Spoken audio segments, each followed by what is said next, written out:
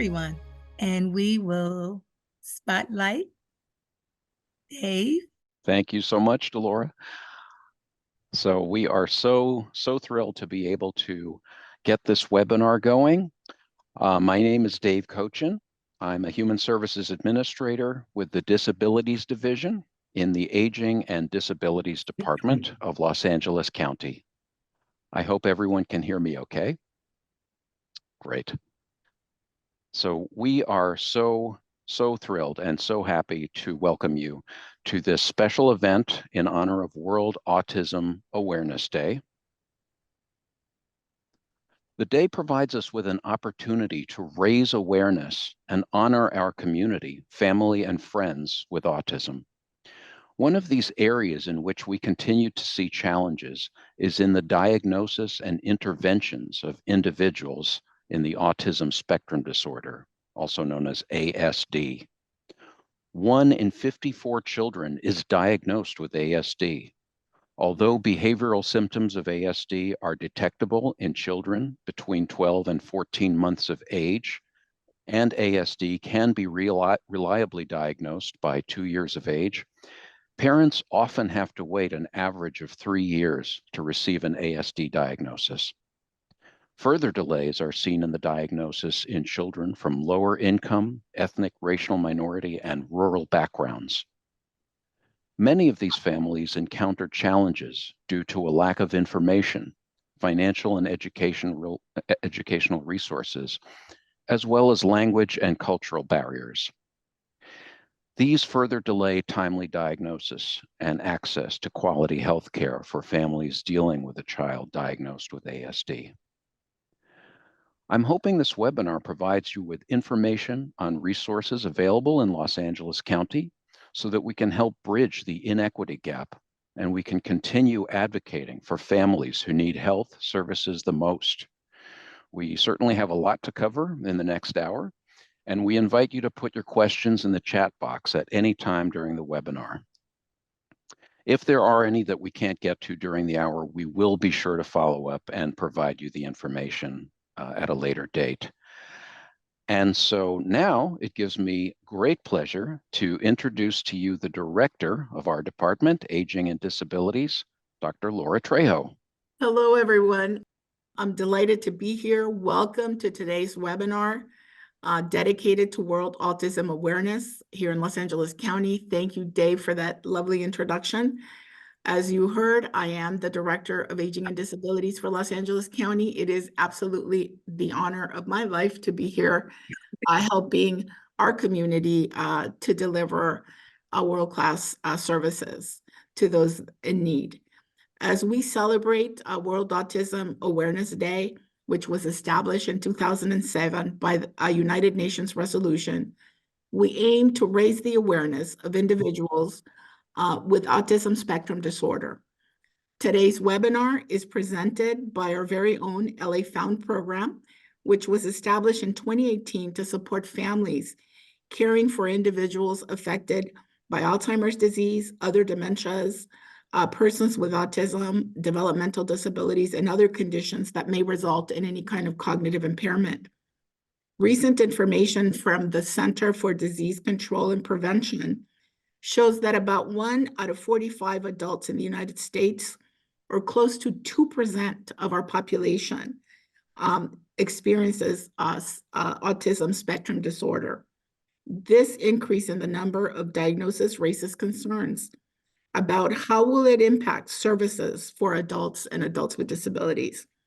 We know that we must respond to the challenges faced by autistic adults proactively to ensure they receive the necessary support and resources that they need in order for them to live a high quality of life. Programs like LA Found respond in a small way to provide this needed support for members of our communities as they transition into adulthood and access essential services. I want to say a big thank you to Supervisor Janice Hahn for championing this initiative. This has been a real labor of love for her, and the entire LA County Board of Supervisors for their ongoing support of the LA Found program and of our department.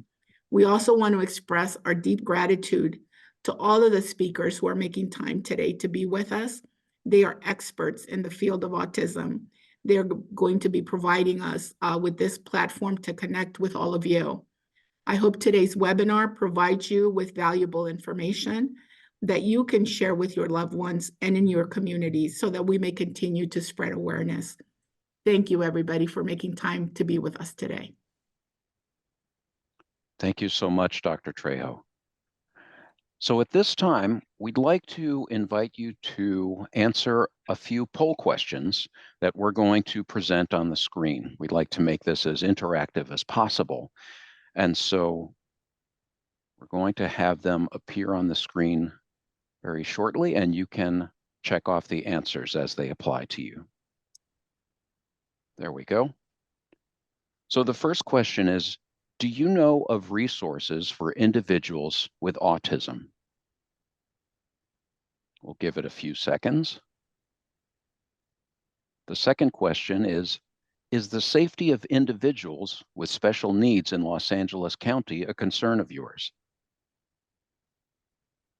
Okay, so for the first question, it looks like we have 57% of the attendees answering yes, 43% answering no. And that's the knowledge of resources for individuals with autism. The second question, is the safety of individuals with special needs in Los Angeles County a concern of yours? We have 88% saying yes and 12% saying no. And we have one more question that we're going to have appear on the screen. Third question is, have you heard about LA Found? 67% of our respondents are saying no, they have not heard about LA Found today. Thank you for that, Kwa. Absolutely. So at this time, before we introduce our speakers, we're going to show you a brief video about the Los Angeles Speech and Language Therapy Center and the wonderful work they do.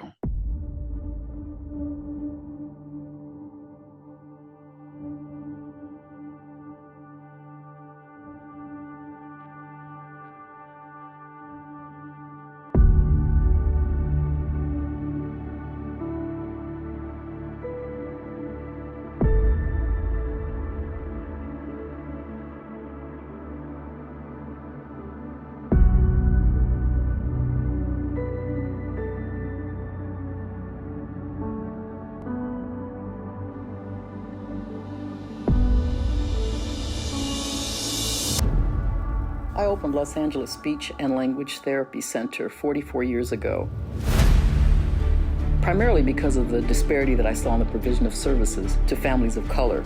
The focus for me was working with our families to empower them to be able to be strong advocates for their children. When I first found out about the diagnosis, they told me Garrett would never go past second grade. All the services provided here empowered Garrett to progress to where he is now. The reason why I wanted to take the kids to DC was primarily to respond to a neurodiversity movement that essentially advocates for a reform of services. And so I thought it was really important for my kids' voices to be heard. Just because you have a disability, it doesn't define how high your ceiling is as far as life goes. Yesterday, we actually met with a congresswoman who's involved with autism. We have a great organization called the Autism Alliance, and I hear stories and it moves your heart. You just want to be helpful. Roger has become so independent, and I just think that the step-by-step that you guys have done here has been instrumental in him getting to where he is now. L.A. Speech, it's a special place, and it's special because of your kids. Dr. Wiley has really inspired me. Dr. Wiley's the real GOAT.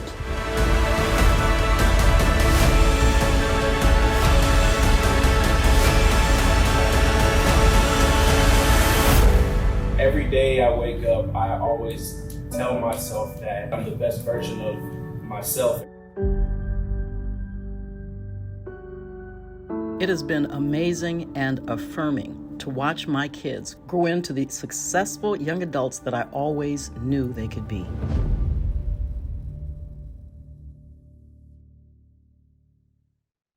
I certainly hope you found that as inspiring as I did. We now have with us Dr. Ashley Wiley Johnson, who is the Vice President of the Los Angeles Speech and Language Therapy Center, a family-oriented small business founded over 41 years ago that is at the forefront of working with people with autism and other special needs across the lifespan. A second-generation speech pathologist, Ashley manages licensed speech pathologists, therapists, and behaviorists serving clients in early intervention programs, social skills classes, summer programs, employment readiness programs, and typical and therapeutic preschool programs across 5 sites within Los Angeles County. Dr. Wiley Johnson, it is a pleasure to have you with us this morning, and I will begin by asking a few questions, which you, I understand, will be addressing through your presentation. First of all, what is autism spectrum disorder, and what is the current prevalence? Next, what are some of the challenges faced by parents who have neurodiverse children? What are some of the challenges experienced as an individual with autism as they age? What programs have you put into place in your practice to addressing aging clients with special needs? And finally, how could a program like L.A. Found assist an individual with autism in their daily lives? Thank you so much, Dr. Wiley Johnson. Thank you, Dr. Trejo and the Los Angeles County Office of Aging and Disabilities. I am honored to be here and very excited to celebrate this World Autism Awareness Day. I'm going to share my screen. So today is a very special day. It's an amazing month as we move into the second day of April, which marks Autism Awareness and Acceptance Month. And today is Autism Awareness Day. I bring greetings from our center, the Los Angeles Speech and Language Therapy Center, founded by my mom now 45 years ago. We, like David mentioned, are across Los Angeles County, and we are an autism specialty practice where we have services for individuals that are neurodiverse from 18 months all the way through adulthood. And much of that has been developed over these 45 years just through understanding our clients, their parents, and the needs of our community. By trade, everything I do, I try to keep our children that we serve at the center. They for sure fuel me, inspire me, and are the people that I work for every single day, aside from working for my mother. One of the things that I was inspired to do was create my new textbook, which is Autism, Spectrum Disorders from Theory to Practice. It's available internationally, and it is the first of its kind therapy toolkit to really support clinicians working with individuals that are neurodiverse across the lifespan. I also try to spend time giving back to our national organization, the American Speech and Hearing Association, by providing resources and sharing the amazing work that my mom and all of us at our center do to try to help neurodiverse individuals. I would be remiss without, once again, thanking my mother. Everything that we do at our center started because of her, a mother in Los Angeles, a single mother who created this amazing legacy of 45 years. And something that has been remarkable, she's really shifted the trajectory for what we know about how to treat neurodiverse individuals. And she created this theme, which is at the forefront of our practice, which is beyond the label. Everything that we do, all of the work that we've created, everything, every time we touch a child, it's with the intent of helping them to go beyond the label, because the label is just that, a label. So as we go into this Autism Acceptance Month, if there's one thing I would say, it is the importance of us all understanding that it's a label, and each and every individual who has autism has the ability to go beyond it.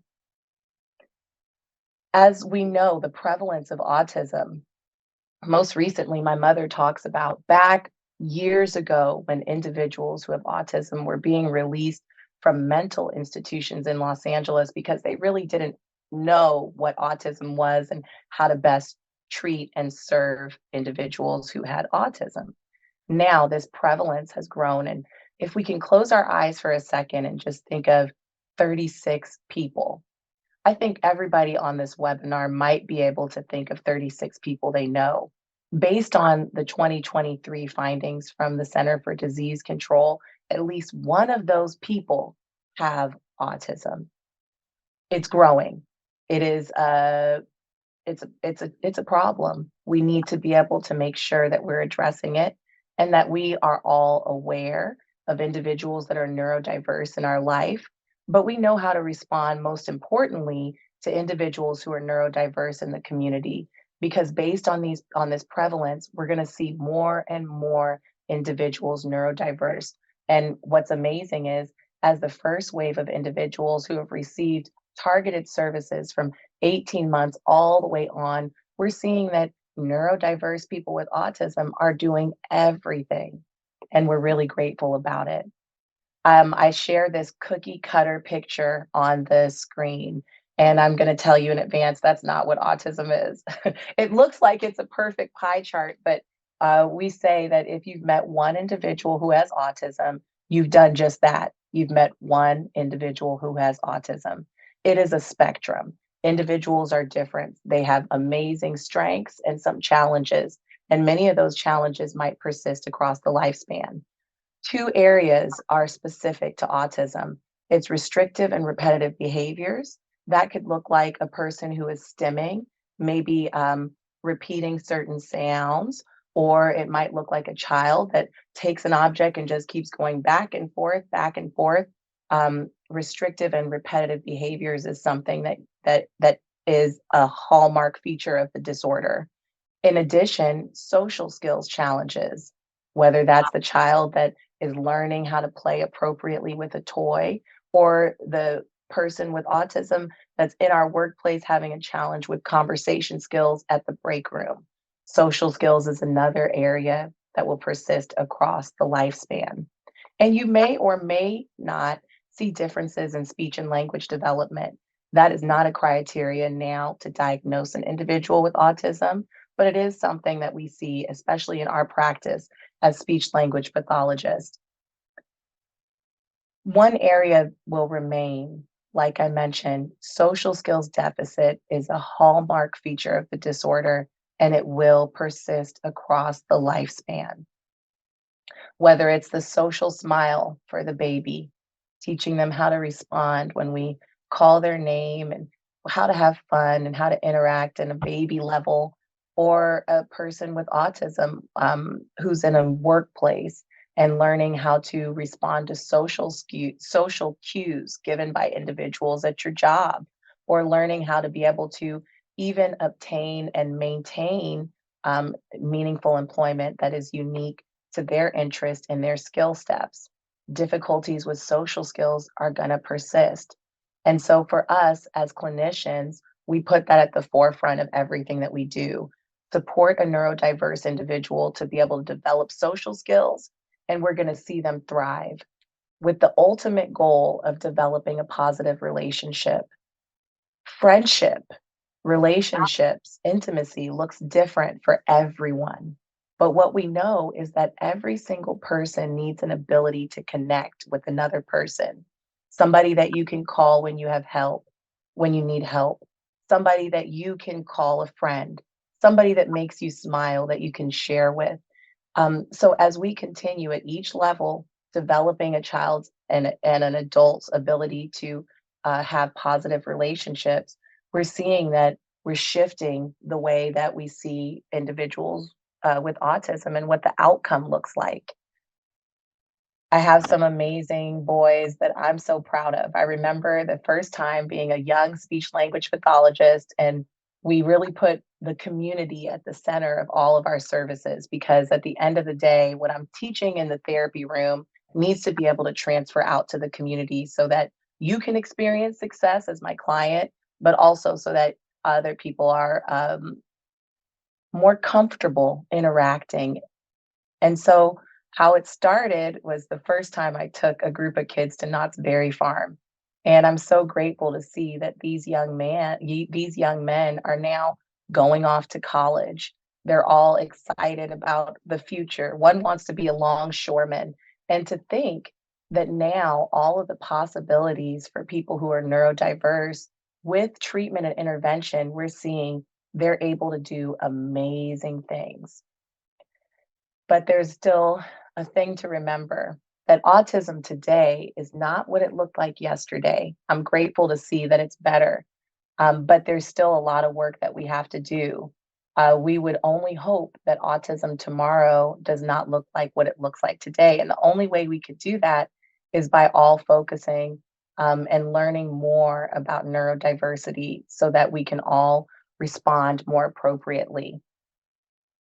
With the prevalence increasing, what we do know is that we're going to see more neurodiverse individuals in our community, whether it's teenagers spending time at Dave and Buster's playing games, eating, enjoying with friends, having a moment.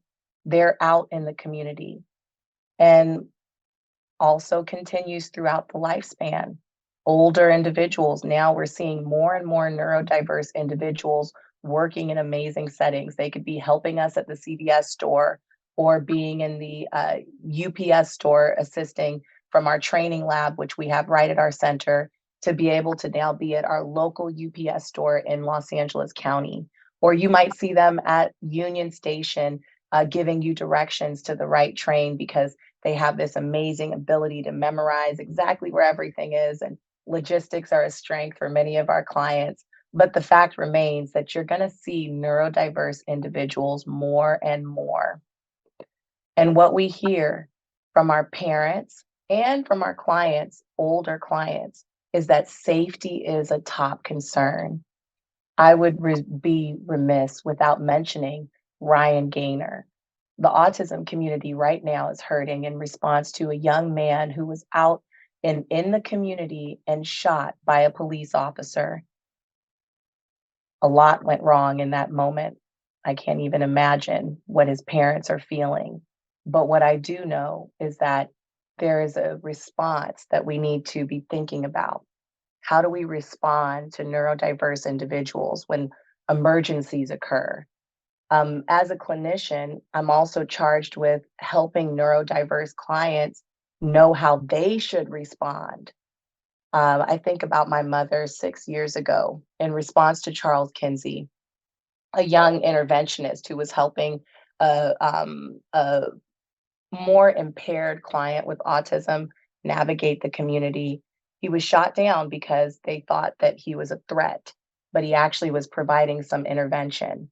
My mom sat on a panel, and in that very moment, she realized that she needed to create something to keep our kids safe. Everything we do over this past 45 years is in response to helping our clients to be able to thrive.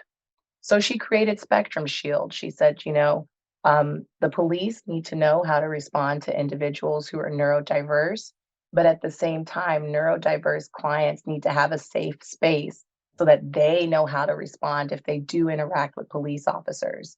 And as we're seeing more of these clients out in the community, developing a pathway to independence, career, and college readiness, we're going to see that they will have more interactions. So let me share this with you.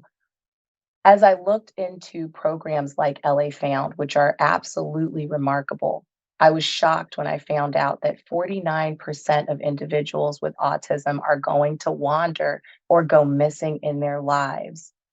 I'm grateful to the LA County Office of Aging and Disability for creating programs like LA Found. Just yesterday, there was a parent who said to me, I haven't been out to a store with my son since, I don't know, 18 months or so when he was diagnosed.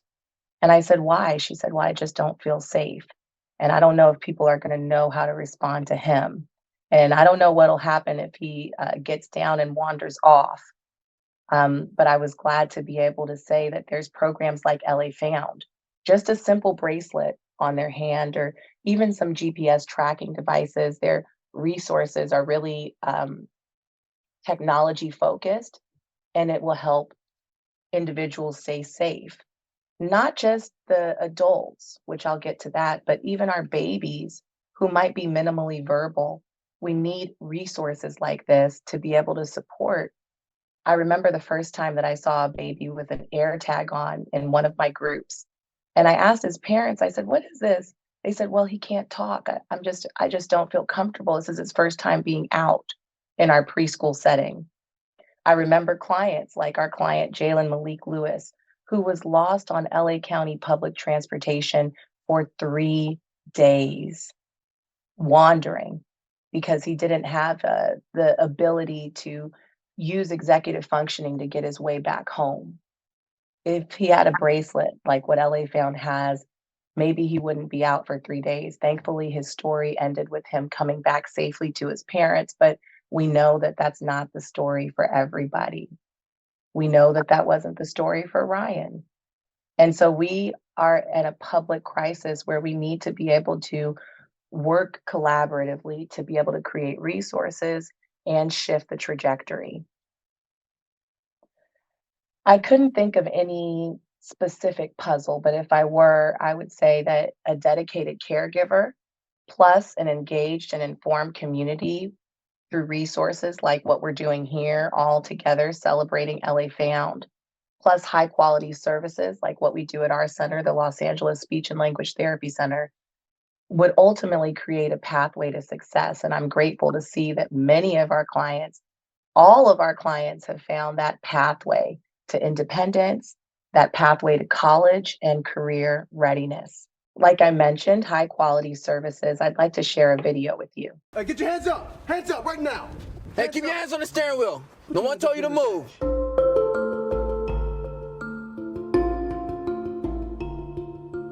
Hands up, get your hands up. Put your hands on the dash. Don't move. Don't move. Is this your vehicle?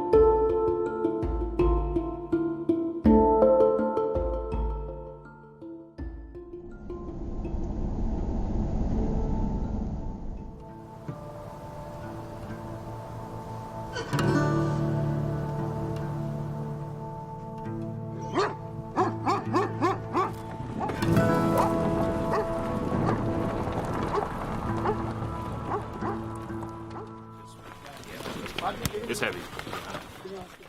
We're here at the ranch, and we're introducing to the kids traffic stops. Hi, sir. I'm Officer Murray with the Los Angeles Police Department. The reason why I stopped you, you were speeding. We have a real LAPD car, and there's 2 instructors here acting as officers. It's funny, right? Turn around. And we're utilizing the children, of course, as drivers and passengers. Hey, let me see your hands. The first thing we're doing is more of an aggressive scenario in which one of the officers sees something that he believes suspicious. Shut the car off.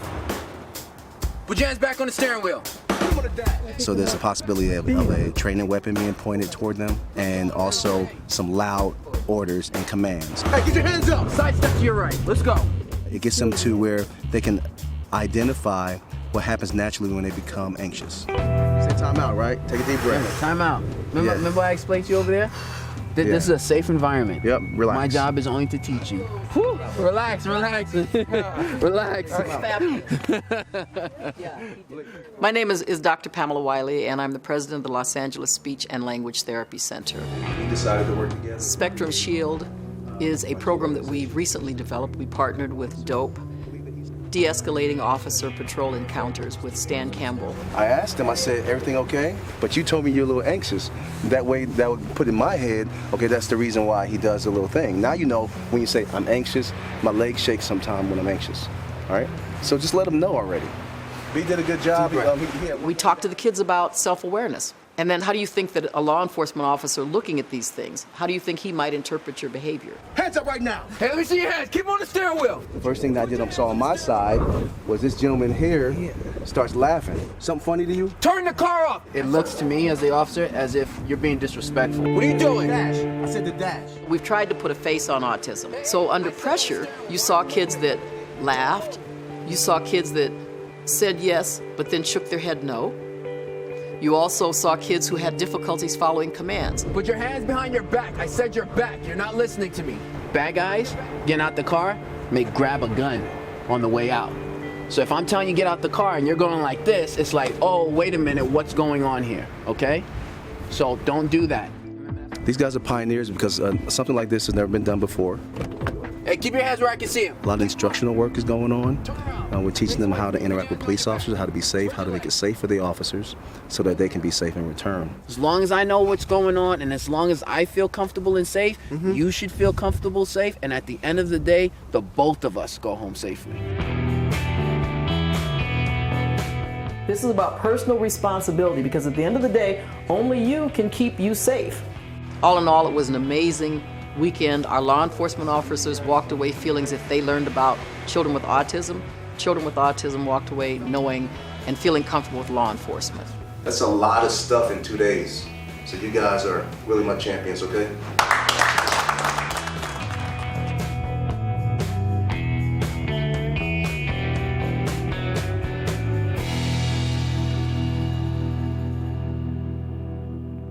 Thank you for taking a second and watching a video to understand a little bit about the work that we do. For us, it is personal. We think about boys and girls and just young people in Los Angeles County that are neurodiverse that need to be prepared. Having them prepared is just as much a key to the puzzle as it is having the individuals who may encounter neurodiverse people prepared as well. So I don't want to neglect that it's both sides, and programs like Spectrum Shield allow both sides together so that we can create a whole picture. We have a problem. We need to get better. I am tasking everybody to take a moment from this presentation, and the word that I want to leave us with is empower.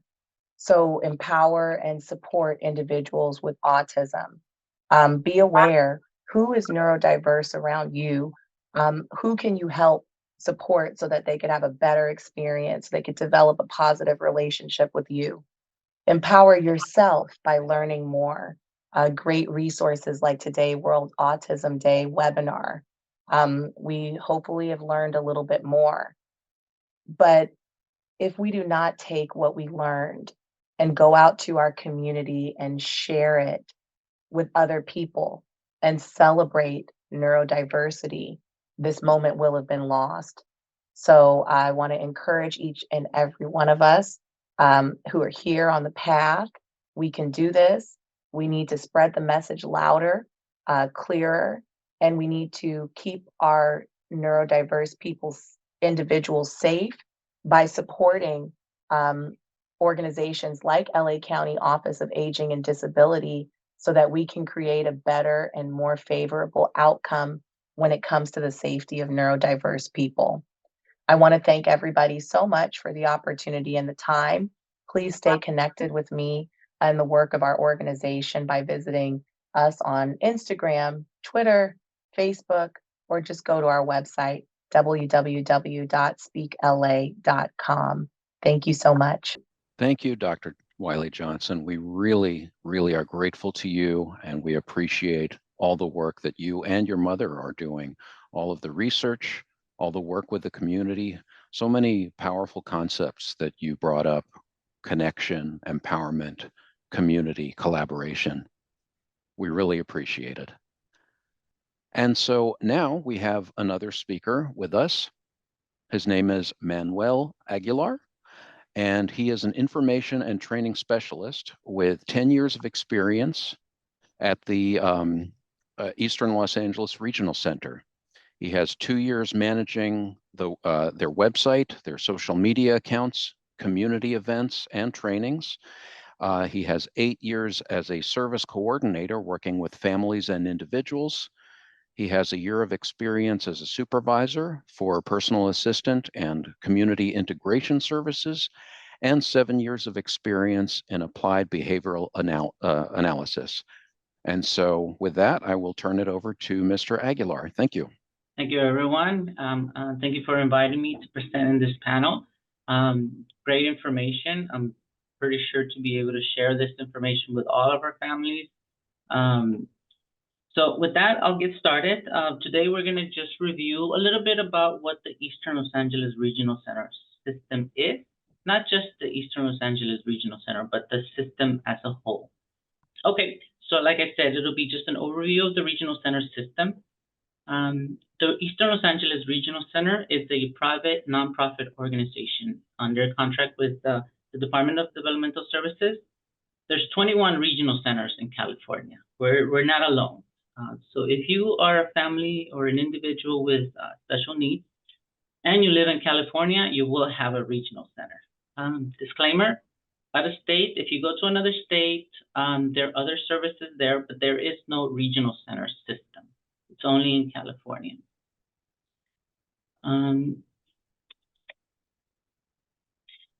I like to start by reading our mission statement because this is the core of everything that we do. The Regional Center is committed to serving individuals with developmental disabilities and their families by promoting partnership, which empowers them to achieve meaningful and fulfilling lifestyles in their community.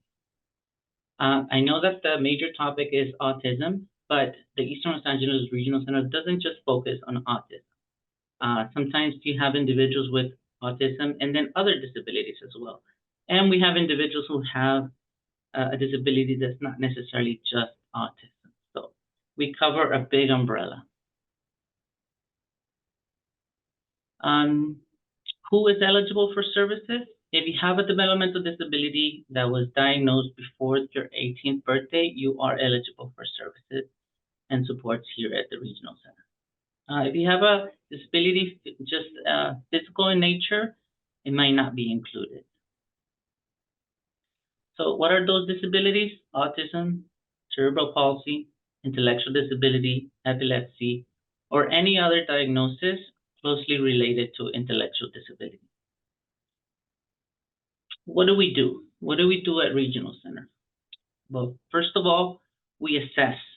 We assess for a need to determine eligibility. Once we identify that you do have a disability, a developmental disability, we provide case management services. We don't just provide a service such as speech or personal assistant or any type of therapy. We also help families as a whole so that they can get services in their school system, in medical appointments. It's a whole team approach. It's not just a service. The case management is one of the biggest things that we do. Once you are found eligible for services, you'll receive a case manager. We call them service coordinators. And then as a team, we develop a plan for services. So that becomes our planning team. The planning team is family members, regional centers, doctors, therapists, neighbors. If you as an individual or as a family says, hey, I want this person to be part of my meeting to come up with a plan because they know me better, that's the person you invite and we include. The bigger the group, the better. All of the services that we provide are very individualized. Just because one person receives, let's say, speech therapy, that doesn't mean the next person will also receive it. It's very individualized. And the purpose of that is because we don't want to just provide a service that we think everybody should have. It's very individualized. It's based on a need. If you need it, we'll assess for it and we'll provide it. We also tap into what we call generic resources or natural supports. The reason we explore that option as well is because we want to make sure that if an individual needs, for example, let's say occupational therapy, and it's considered, let's say, something that a private insurance can provide, we want to make sure that the family knows and they are able to access that as well. Social Security benefits and things like that. So it's not just what we can provide, it's also what we can empower you to get on your own as well. What are some of the services that we provide? Advocacy, assessment and diagnosis, parent training, community living options, consultation or referrals to other agencies, state programs, and many more. Like I said, it's very individualized. We also have an early start program service. For early start is usually for infant and toddlers ages 0 to 3. One of the many issues that we all have it that, our child is developing, and if nobody catches it, or if someone sees that there's something quite, I'm not 100% sure, you could always talk to your primary physician and have them connect with us directly at the regional center, and ask us about our early start services. We can assess to see if there's a need so that we can start providing therapies. Early intervention is always better, because if we're able to provide you support early, you'll be able to develop faster and develop your skills and meet your needs.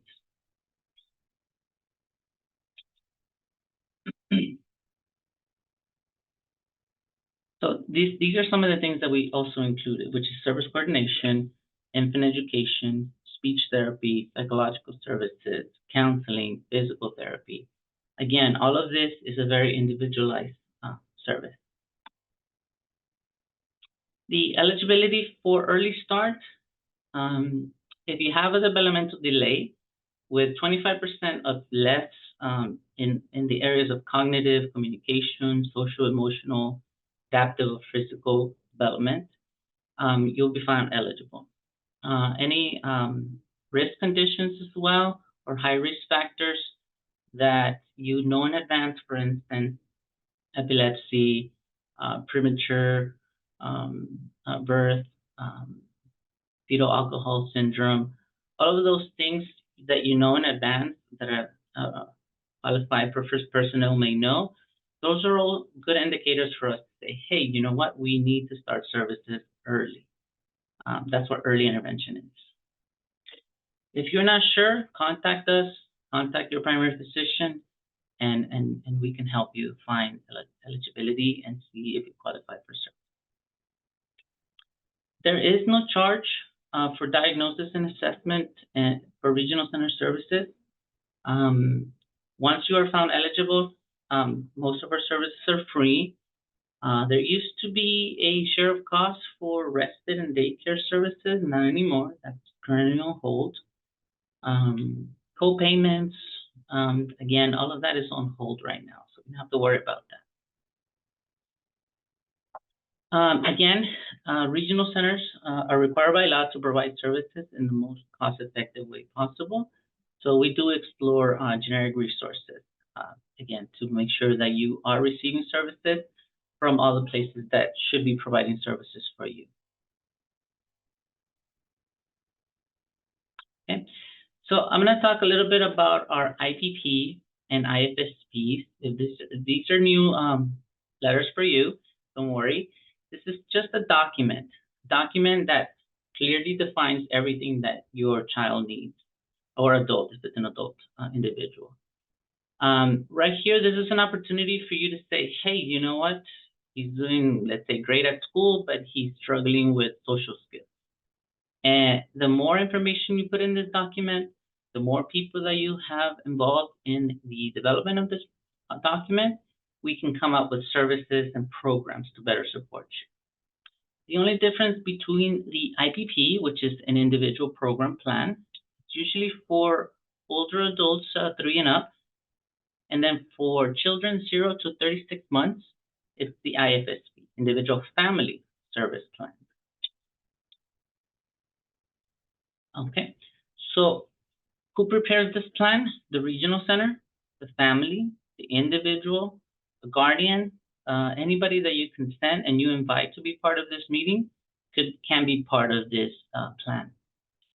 And the purpose is to make sure that we establish real goals and goals that could be reached.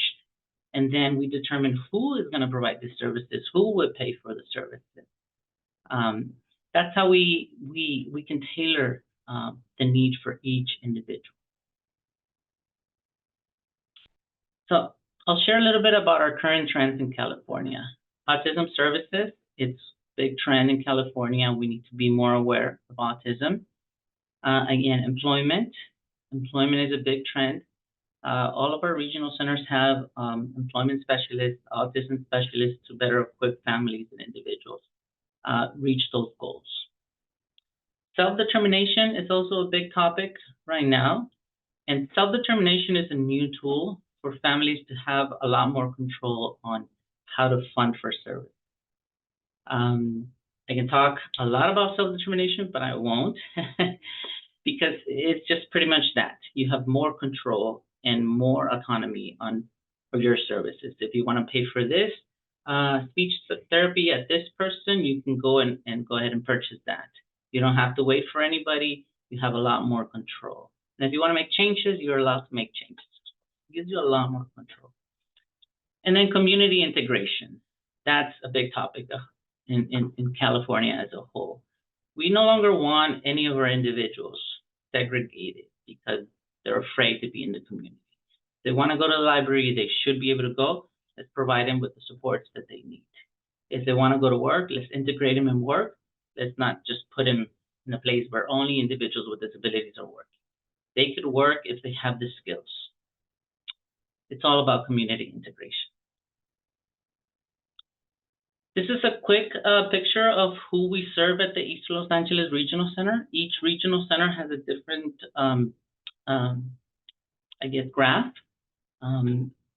Based on diagnosis, more than 50% of our individuals have autism. About a quarter or so intellectual disability, and then about 12%, 13% on developmental disorder. Another thing to keep in mind is that just because you have autism, that doesn't mean that that's the only diagnosis that you may have. You could also have a combined diagnosis of autism, epilepsy, cerebral palsy, and those are the small numbers on the bottom. So let's keep that in mind.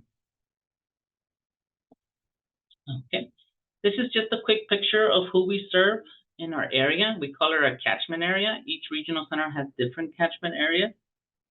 We cover Alhambra, Montebello, Monterey Park, Whittier, Lincoln Heights.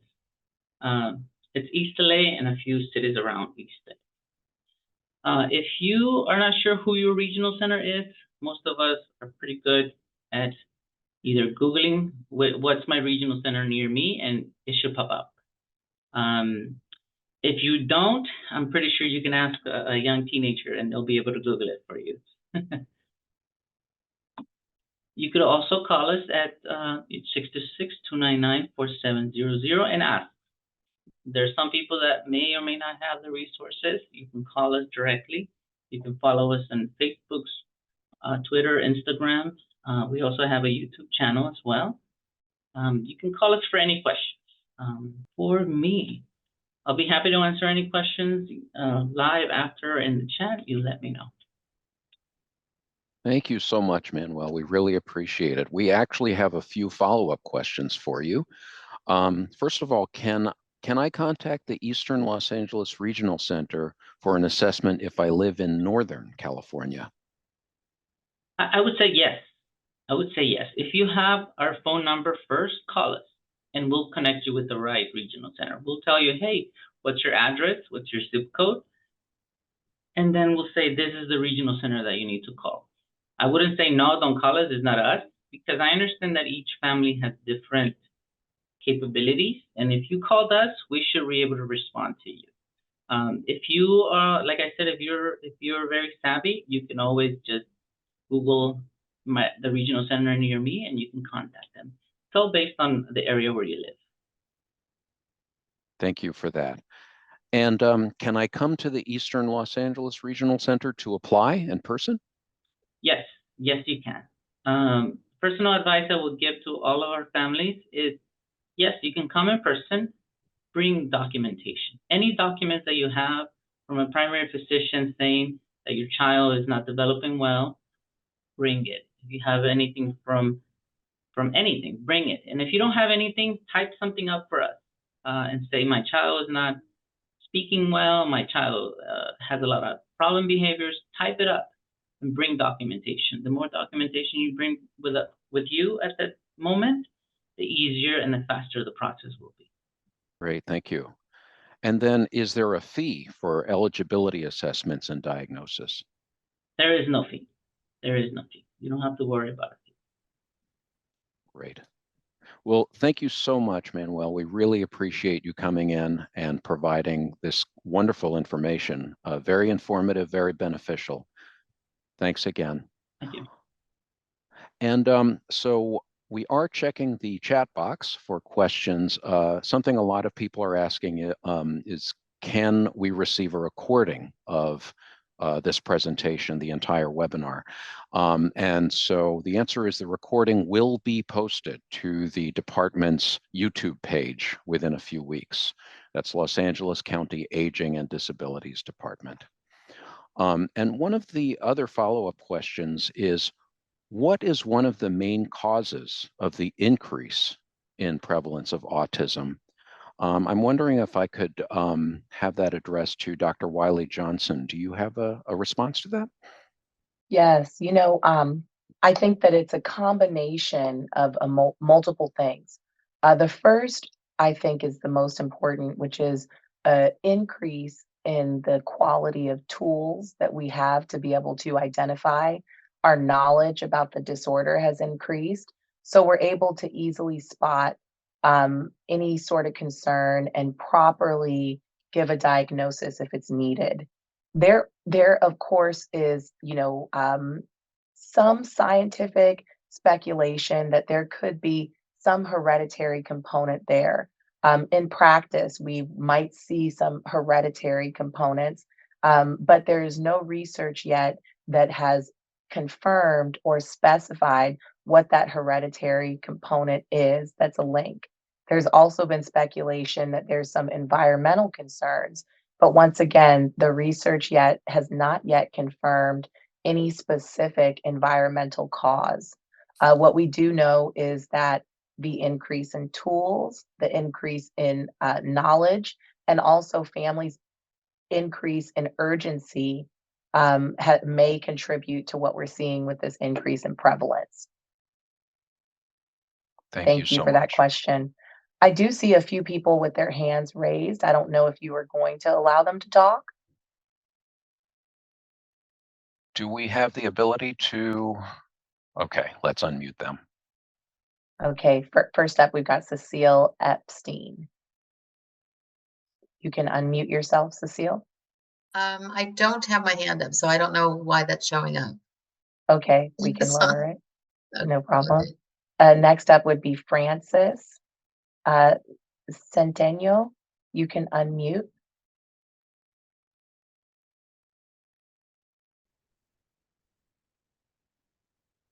While we work on unmuting her, there are a couple of questions in the Q&A. Maybe we can transition there and we will work on unmuting Ms. Francis. Thank you. Okay. So yes, one of the questions is, does the Eastern Los Angeles Regional Center provide wandering prevention information for clients? We do provide wandering information for clients. That would be something that we would put on our individual plan, so that we can come up with a plan. Each person will be different. I know that a bracelet is very helpful, but because we have people who are sensitive to putting things in their hands, we might need different things. Maybe something to pin in their clothes. In worst case scenarios, this person might need someone with them at all times, like a personal assistant. So yes, that is something that we will consider. Safety is number one priority. Just make sure if you are a client with the regional center, when you meet with your service coordinator, make sure that you do have a plan and you put it in your individual plan for them. Thank you. And then another question we have, I believe this would be for Dr. Wiley Johnson. Is the Spectrum Shield a program that can be self-referred, or is it by referral from your organization? Yes, absolutely. I will put it in the chat, our website. And if you are interested or have a loved one that you would like to enroll in the program, we are currently accepting applications. Please go to our website and send a message. And you can also call us directly. And yes, it is open to the public. Thank you so much. And it looks like we have someone else with their hand up. Is that Marie Whitby? If you would unmute yourself. Hi, my apologies. I am actually I did ask the question in regards to the program regarding the Spectrum Shield. I also wanted to know if there is a such thing as like social skills for speech, or just social skill groups for youth, who might need assistance with, building those social, emotional regulating like skills. Yes, for sure. Thank you, Marie and Manuel. I don't know if you'd like to answer the question, but the wonderful thing about the services that are supported by the regional center is that there also is social skills program. There are many social skills programs. The important thing is to remember the type of emphasis that you want for based on your child. It might be more of a play-based, it might be more of a behavioral approach. Our services are language based, so it also works on the language that you need to be social. And we have groups that are from kindergarten all the way up through adulthood with our job social skills program. So the resource to either connect with the regional center, Manuel, do you all provide a list? We don't necessarily have a list that we could provide to you. Like I said, it's very individualized, but yes, we do have social skills services. It's a service that we fund regularly for our families, and it's again very individualized. For instance, if you have a child who needs something like floor therapy. Floor therapy is more like in the home, where a therapist will come to your home and teach the child how to play with toys appropriately. You might have a child who's maybe a little bit older and needs more of a one-on-one with a therapist so that they can get that individualized attention. We have social skills therapy on an agency-based one-on-one as well. So it is very individualized. Again, we also have something called recreational activities that we can incorporate, where we want our kids and to be able to interact and go take something like soccer, and we can fund for that as well. I know that that's all about socializing and learning how to be in the community, karate, swimming lessons, things like that. So depending on what the family needs, we will address the need in that way. Thank you. You're welcome. Thank you so much. So we are actually running a little bit over. We do have one final thing that we'd like to do before closing out, and that is we have 4 more poll questions that we'd like to show on the screen and have you answer. Again, we'd like to make this as interactive as possible. First question, do you feel more informed about autism? And then the second question, do you know how these resources work and can help your family? So we'll start with those questions first.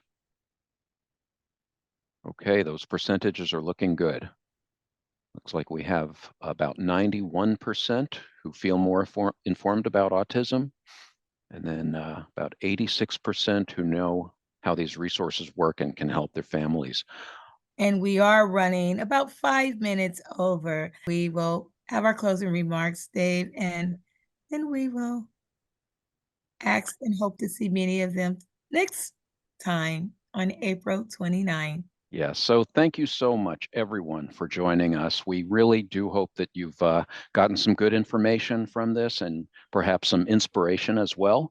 I'd like to once again thank our speakers, Dr. Ashley Wiley Johnson and Manuel Aguilar.